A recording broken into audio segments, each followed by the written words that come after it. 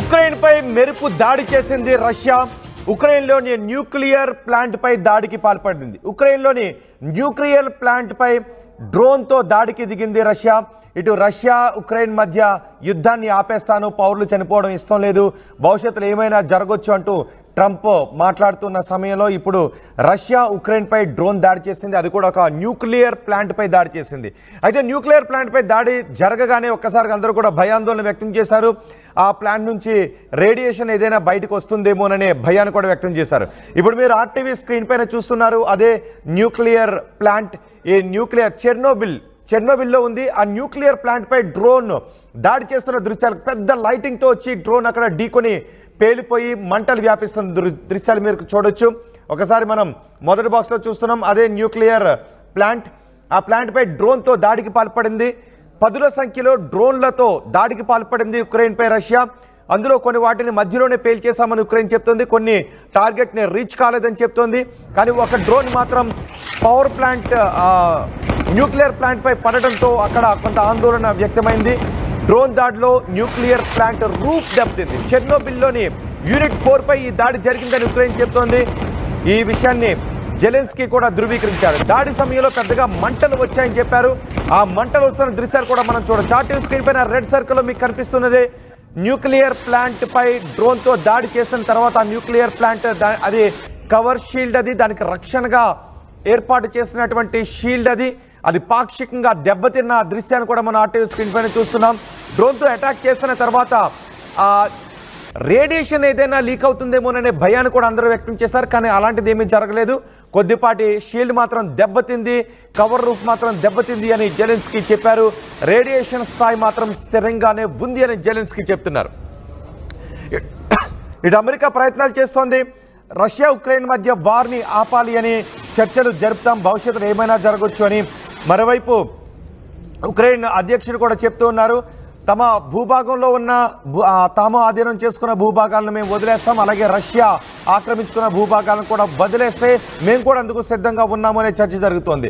ఇటు ట్రంప్ కూడా చెప్తున్నారు, రష్యా ఉక్రెయిన్ మధ్య జరుగుతున్న దాడిలో, యుద్ధంలో ఎంతోమంది పౌరులు ప్రాణాలు కోల్పోతున్నారు, అలా ప్రాణాలు కోల్పోవడం ఇష్టం లేదు, యుద్ధాన్ని ఆపడానికి నేను ప్రయత్నాలు చేస్తాను అని చెబుతూ ఉన్నారు. అందుకు సంబంధించిన చర్చలకు కూడా పావులు కదుపుతూ ఉన్న వేళ ఇప్పుడు రష్యా ఉక్రెయిన్పై ఈ డ్రోన్లతో దాడికి తెగబడడం, అది కూడా న్యూక్లియర్ ప్లాంట్పై ఈ డ్రోన్ దాడి జరగడంపై మళ్ళీ పెద్ద ఎత్తున చర్చ జరుగుతోంది. మా ప్రతినిధి సచిన్ ఉన్నారు పూర్తి సమాచారం అందించడానికి. సచిన్, ఇప్పటికే ఉక్రెయిన్ రష్యా మధ్య జరుగుతున్న యుద్ధాన్ని ఆపటానికి అమెరికా ప్రయత్నం చేస్తున్న సమయంలో రష్యా డ్రోన్లతో విరుచుకుపడింది, పదుల సంఖ్యలో డ్రోన్లతో విరుచుకుపడింది. ఒక డ్రోన్ మాత్రం న్యూక్లియర్ ప్లాంట్ పై పడింది, కానీ ప్రమాదం లేదు అని చెప్తోంది. సో టాక్స్ జరుగుతున్న సందర్భంలో రష్యా ఇలా దాడులకు తెగబడ్డాన్ని ఏ విధంగా చూడాలి? ఇది ఎటువంటి పరిణామాలకు దారితీసే అవకాశం ఉంది? కరెక్ట్ గా ఇంకొక 10 రోజులు పోతే రెండేళ్లు కదా 3 ఏళ్లు పూర్తవుతుంది రష్యా యుక్రెయిన్ మధ్య యుద్ధం మొదలై. ఇక్కడ ఈ క్రమంలో రోహిత్, ఈ రోజు జరిగిన ఘటన నిజంగా ప్రపంచాన్ని ఒక్కసారిగా షాక్ గురి చేస్తుంది. ఎందుకంటే ఏప్రిల్ 2022 ఇదే న్యూక్లియర్ ప్లాంట్ కి సంబంధించి రష్యా ఆక్రమించుకున్న సందర్భంలో ఐరాస కూడా ఆందోళన వ్యక్తం చేస్తుంది. ఏ లెవెల్లో ఆందోళన వ్యక్తం చేస్తుందంటే చెర్నోబిల్ రేడియేషన్ అసాధారణంగా పెరిగిపోయిందంటూ కూడా చెప్పుకొచ్చిన సందర్భం. అటువంటి ఆందోళనకర పరిస్థితి ఈ రోజు కనిపించింది. ఎందుకంటే సాధారణంగా చూస్తూ ఉంటాం, ఒకవేళ న్యూక్లియర్ ప్లాంట్ లో కనుక ఏమైనా ఇబ్బంది జరిగితే ఆ లెవెల్స్ కేవలం అక్కడికే పరిమితం కాదు, కొన్ని వేల కిలోమీటర్ల వరకు కూడా పరిమితం అయిపోతూ ఉంటుంది. ఇక్కడ నేను ఒక విషయాన్ని ప్రస్తావించాలనుకుంటున్నాను. ఎందుకంటే ఒకవేళ ఇక్కడ ఏమైనా జరిగిందంటే కనుక చెర్నోబిల్లో కనుక ఏమైనా జరిగితే అది భారీ అణు విషాదానికి దారితీసే అవకాశం ఉంటుంది. ఇది కరెక్ట్ గా చెప్పాలంటే కనుక దాదాపుగా ఒక సుమారు 40 ఏళ్ళు. ఎందుకంటే 86 అనుకుంటే కనుక దాదాపుగా మనకి సుమారు 40 ఏళ్ళు అనుకోవచ్చు. అప్పుడు ఒక విధ్వంసం జరిగింది ఇదే చెర్నోబిల్ కి సంబంధించి. అదే మళ్ళీ రిపీట్ అవుతుందని ఒక ఆందోళన కలిగింది. అది కూడా మీరు అన్నట్టుగా శాంతి ఒప్పందం గురించి మాట్లాడుకుంటున్న సందర్భం. అంటే ఇటు రష్యాకి అలాగే యుక్రెయిన్ కి మధ్య శాంతి ఒప్పందాలు జరిపించో లేకపోతే శాంతి చర్చలు జరిపించో వీటిని పొలికి తీసుకుందామని చెప్పి ఇటు అమెరికా భావిస్తున్న తరుణంలో అట్ ద సేమ్ టైం దీనికి సంబంధించిన మానుకున్న టాక్స్ జరిగాయి. సో ఇటువంటి నేపథ్యంలో ఇలాంటి ఒక అడుగు దీనికి నుంచి ఇంకా రష్యా నుంచి అయితే మాత్రం ఇంకా ఎటువంటి రియాక్షన్ అయితే కనిపించట్లేదు. కానీ యుక్రెయిన్ ఏమంటుందంటే కనుక ఒక మాట చెప్పడం జరుగుతోంది. ఏదైతే మనం మాట్లాడుతున్నామంటే కరెక్ట్ గా 40 ఏళ్ల క్రితం, 40 ఏళ్ల సుమారుగా 40 ఏళ్ల క్రితం జరిగిన ఆ దుర్ఘటనకు సంబంధించి ఆ ఘటన నుంచి బయటపడేందుకు ఆ న్యూక్లియర్ ప్లాంట్ కు ఒక ఔటర్ షీల్డ్ అనేది ఏర్పాటు చేయడం జరిగింది. ఆ ఔటర్ షీల్డ్ కి ఈ రోజు ప్రమాదం తలెత్తింది. ఈ ప్రమాదానికి సంబంధించి కనుక ఒకవేళ ఆ ఇబ్బంది కనుక అది కనుక ఒకవేళ లేకపోయి ఉంటే ఈ రోజు ప్రపంచం ఒక పెను విధ్వంసాన్ని చూసేది. సమయం కూడా లేకుండానే బహుశా వేలలో ప్రాణాలు గాల్లో కలిసిపోయి ఉండేవేమో. బహుశా ఆ మాట అనడానికి కాస్త ఇబ్బందికరంగానే ఉంది. కానీ ఎందుకంటే ఆ రోజు కాంక్రీట్ స్టీల్ తో ఉన్న ఒక షీల్డ్ డ్యామేజ్ కి సంబంధించి అంటే 4వ యూనిట్ నుంచి రేడియేషన్ వెలువడుతోంది కాబట్టి ఆ రేడియేషన్ బయటికి వ్యాపించకుండా ఉండాలి అనే ఆ షీల్డ్ నిర్మించారు. ఇప్పుడు రష్యా ముందు నుంచి కూడా భయాలు వ్యక్తమవుతున్నాయి. ఒకవేళ రష్యా ఉక్రెయిన్ మధ్య దాడి అణుయుద్ధానికి దారి తీయొచ్చేమోనని. సో ఆ అణుబాంబుతో దాడి చేయకపోయినా అణు రియాక్టర్ పై, అది కూడా దెబ్బతిన్న అణు రియాక్టర్ పై రష్యా దాడి చేసింది అంటే రష్యా వ్యూహాన్ని ఎలా చూడాలి? రష్యా ఏ ఉద్దేశంతో పదుల సంఖ్యలో డ్రోన్లతో ఈ అణు రియాక్టర్ పై దాడికి పాల్పడ్డదని అనుకోవాలి?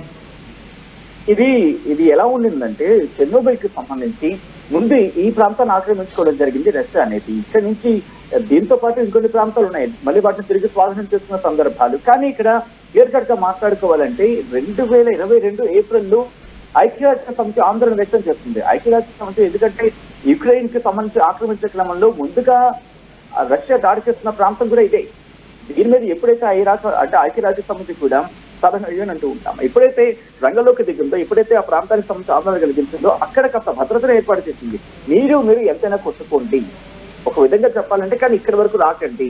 ఇది కనుక ప్రమాదం జరిగితే ఇది ప్రపంచానికి విధ్వంసంగా మారుతుంది అనుకున్న క్రమంలో అప్పుడు కాస్త తగ్గినప్పటికీ కూడా రోహిత్ ఇక్కడ ఇండైరెక్ట్ గా చెప్పాలంటే రష్యా బహుశా ఒకటి డైరెక్ట్ గా అటాక్ కి సంబంధించి అంటే యుక్రెయిన్ మాకు ఇచ్చేసేయండి అనే ఒక క్లియర్ కట్ మెసేజ్ పంపిస్తున్నాను అనుకోవాలి.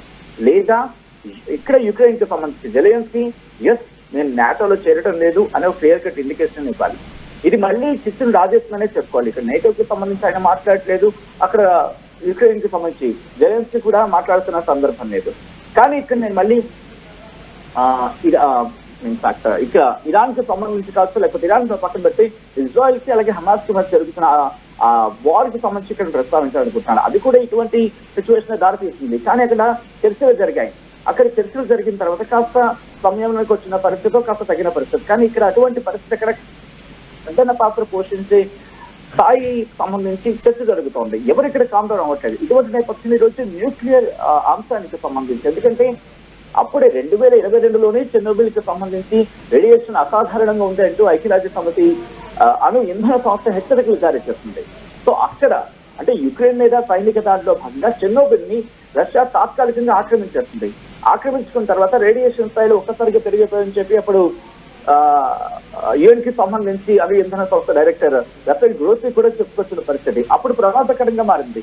ఇప్పుడు కూడా అటువంటి పరిస్థితి రియాక్ట్ అయ్యే అంశానికి సంబంధించి, ఎందుకంటే ఒక చోట ప్రారంభమైతే అది ఆగదు, అది వెంటనే అంటుకుంటూ పోతూ ఉంటుంది.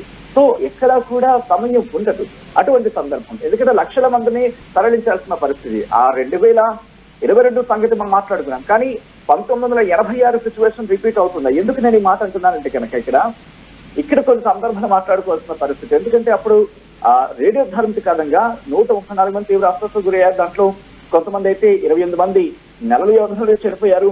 ఆ తర్వాత మరొక 19 మంది మరణించారంటూ ఇంటర్నేషనల్ న్యూస్ ఏజెన్సీస్ చెప్పడం జరుగుతోంది. ఎందుకంటే చెర్నోబిల్ నుంచి అటువంటి రేడియో ధార్మికత సంబంధించిన పొగ కావచ్చు, వ్యర్థాలు కావచ్చు గాల్లో కలిసిపోతాయి. దీంతో ఐరోపాకి సంబంధించి ఐరోపా వ్యాప్తంగా కొన్ని వేల కిలోమీటర్ల వరకు విస్తరించేస్తుంది. కొన్ని వేల కిలోమీటర్లు ఇది విస్తరిస్తుంది. దీంతోనే లక్షలాది మందిని తరలించాల్సి ఉంటుంది. ఇది ఇప్పుడు సినారియోలో చూస్తుంది కనుక కొన్ని లక్షల వద్ద ఉంటాయి. అంటే దాదాపుగా సుమారుగా ఒక 20 లక్షలు 30 లక్షల మంది అనుకోవచ్చు. అటువంటి పరిస్థితి ఉంటుంది అందులో. అటువంటి పరిస్థితి ఇక్కడ ఎదురవ్వచ్చు. సో ఇప్పుడు ఈ ప్రమాదం కనుక ఈ ఇష్యూని కనుక మిటిగేట్ చేయకపోతే, ఇష్యూని కనుక వీళ్ళు సాల్వ్ చేయకపోతే, ఇప్పుడు కనుక రష్యాని బహుశా కామ్ డౌన్ చేయకపోతే ఇది కేవలం రష్యా యుక్రెయిన్ కాదు, మొత్తం యావత్ ప్రపంచానికి కూడా పెను విధ్వంసానికి దాటించే అవకాశం ఉందని చెప్పడంలో అతిశయోక్తి లేదు. రైట్ సచిన్, ఇప్పుడు మీరు ఆర్టీవీ స్క్రీన్ పైన చూస్తున్నదే చెర్నోబిల్ అణు విద్యుత్ కేంద్రం 1986లో ఒక ప్రమాదం చోటు చేసుకోవడంతో ఆ అణు కేంద్రాన్ని మూసివేశారు. అప్పుడు ఆ ప్రమాదంలో కొంతమంది చనిపోయారు. అక్కడ ఉన్న వేలాది మందిని తరలించేశారు. ఇప్పటికీ అది నివాస యోగ్యం కాదు. దాని నుంచి రేడియేషన్ వస్తూ ఉండటంతో ఆ అణు విద్యుత్ కేంద్రాన్ని మూసివేశారు. దాని చుట్టూ ఒక షీల్డ్ కట్టేశారు. బయటికి ఎక్కడికి కూడా అణుధార్మిక పదార్థం రేడియేషన్ బయటకు రాకుండా ఉండే విధంగా దాని చుట్టూ కూడా షీల్డ్ ఏర్పాటు చేశారు. ఇప్పుడు మీరు అదే చూస్తున్నారు. అయితే రష్యా ఆ అణు రియాక్టర్పై అణు కేంద్రంపై దాడికి పాల్పడింది. అక్కడ పాక్షికంగా దెబ్బతింది. అయితే ఇది పాక్షికంగా దెబ్బతింది, ప్రమాదం ఏమీ లేదు అని జెలెన్స్కీ చెప్తున్నప్పటికీ కూడా దెబ్బతిన్నది పాక్షిక. చూడండి ఒకసారి లోపల కూడా ఏ విధంగా ఆ డ్యామేజ్ మనకి కనిపిస్తూ ఉంది. పైగా ఇది అణు కేంద్రం. ఇక్కడ 1986లో ఈ అణు విద్యుత్ కేంద్రంలో ఇలాంటి ప్రమాదం చోటు చేసుకోవడంతో ప్రపంచవ్యాప్తంగా ఒక్కసారిగా అలజడి రేగింది. ప్రపంచం ఉలిక్కిపడింది. ఎందుకంటే అణు విద్యుత్ కేంద్రాలు ఎంత ప్రమాదంగా ఉంటాయో, అక్కడ ఏదైనా నిర్లక్ష్యం జరిగితే దాని ప్రమాదం ఏ స్థాయిలో ఉంటుందో 1986లో ఉక్రెయిన్లో జరిగిన ఈ ప్రమాదం ప్రపంచానికి కనువిప్పుని కలిగించింది. అప్పటి నుంచి అణు విద్యుత్ కేంద్రాలకు సంబంధించిన నిబంధనలు తీసుకోవాల్సిన జాగ్రత్తల విషయంపై ప్రపంచ దేశాలు దృష్టి పెట్టాయి. ఇప్పుడు రష్యా ఈ అణు విద్యుత్ కేంద్రంపై ఈ పాడైపోయి బయటకు రేడియేషన్ వెదజల్లుతున్న ఈ 4వ యూనిట్లో ఉన్న ఈ అణు విద్యుత్ కేంద్రంపై ఏ ఉద్దేశంతో దాడి చేసింది అనే విషయంపై ఇప్పుడు పెద్ద ఎత్తున చర్చ జరుగుతోంది. రష్యా ఉక్రెయిన్ దాడి అణుయుద్ధానికి దారితీసే అవకాశం ఉంటుందని ప్రపంచ దేశాలు భయపడ్డాయి. ఇప్పుడు రష్యా ఈ దెబ్బతిన్న అణు విద్యుత్ కేంద్రంపై దాడికి పాల్పడటంతో ఒక్కసారిగా మళ్ళీ ప్రపంచం ఇటువైపు చూస్తుంది. అటు అమెరికా అధ్యక్షుడు ట్రంప్ ప్రయత్నాలు చేస్తున్నారు. రెండు దేశాల మధ్య ఉన్న యుద్ధ వాతావరణాన్ని తగ్గించి శాంతిని నెలకొల్పే విధంగా చర్చలు జరుపుతాం, యుద్ధాన్ని ఆపేస్తాను అని ట్రంప్ అంటూ ఉంటే, రష్యా ఈ డ్రోన్లతో దాడికి పాల్పడింది. రష్యా పదుల సంఖ్యలో డ్రోన్లతో దాడికి పాల్పడింది. ఒక డ్రోన్ మాత్రం ఈ అణు విద్యుత్ కేంద్రంపై పడటంతో ఒక్కసారిగా కూడా అంతా ఉలిక్కిపడ్డారు. జెలెన్స్కీ ఎటువంటి ప్రమాదం లేదు, భయపడాల్సిన అవసరం లేదు. ఈ దాడి కారణంగా ఇది పాక్షికంగా దెబ్బతింది. అక్కడ పెద్ద హోల్ పడిన దృశ్యాలు కూడా మనం చూస్తున్నాం. అయితే ఈ హోల్ కారణంగా అక్కడెక్కడా కూడా రేడియేషన్ ప్రభావం కనిపించడం లేదు. అక్కడంతా కూడా చెక్ చేసి చూశారు. రేడియేషన్ ముందు ఏ స్థాయిలో ఉందో ఇప్పుడు అదే స్థాయిలో ఉంది. రేడియేషన్ ప్రభావం పెరిగినట్టుగా ఎటువంటి ఆధారాలు లేవు అని జెలెన్స్కీ చెప్తున్నారు. అయినప్పటికీ కూడా దీనిపై ఒకవేళ రేడియేషన్ ఏదైనా బయటికి లీక్ అవుతుందా అనే విషయంపై ఇప్పటికి కూడా అధికారులు అక్కడ చర్చలు చేస్తూ ఉన్నారు, చెక్ చేస్తూ ఉన్నారు. కానీ జెలెన్స్కీ మాత్రం ఎటువంటి ప్రమాదం లేదని చెప్తున్నారు.